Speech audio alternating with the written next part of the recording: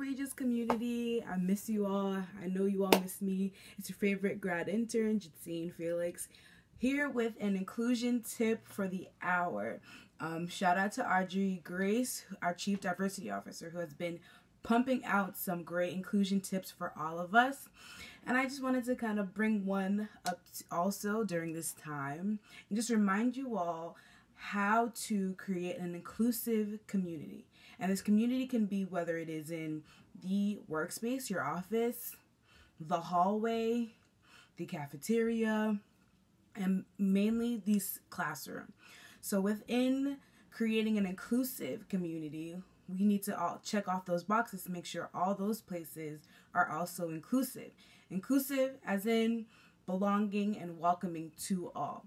So my first tip to you all is don't assume that everyone's story is the same.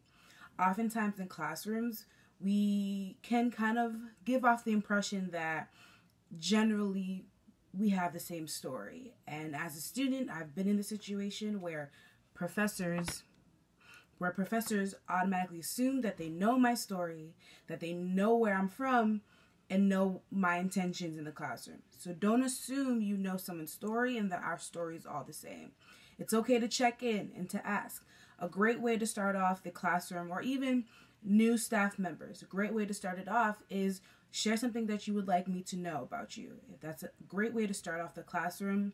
Check in, create an atmosphere of openness within the classroom, but also not assuming certain things about each other. So please make sure you all do that. A second tip is when we ask each other, how are you doing? If you ask that question, just stop for a second and actually wait for an answer. I have seen this so many times on campus, seen it so many times even in the office.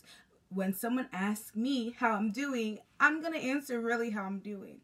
And it's kind of a weird atmosphere when the person just walks by. So please, if you are asking how you're doing, in order to connect and actually make the person feel like they're welcome to share how they're doing, pause for a second and actually listen to how they're doing. Reflect with them if they need to, and then keep it moving, okay? Another tip that I have for you all is access. Yes, we are in a day and age where technology is at our fingertips. However, not everyone has the same technology, the same access to technology, and even beyond that, internet connection.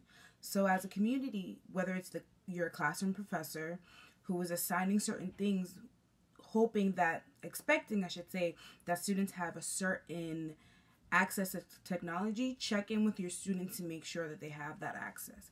Because not everybody has a laptop or an HP waiting for them in their dorm room.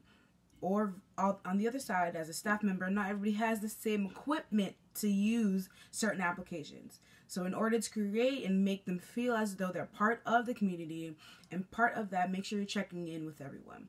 And my last tip for you all is to really try to make sure that your space, every time you're walking, is an inclusive space. And I mean this in the sense of, it's not just your office that needs to be inclusive. It's not just your classroom that needs to be inclusive. It's you. So checking your biases, checking your privilege, and making sure you're walking around with a spirit and a welcoming space so that whoever talks to you feels that they belong in that conversation. Thank you for coming. Thank you for joining. I should say thank you for joining and listening. I miss you all, and hopefully I'll come back with another inclusion tip for you all. Have a great day and be blessed.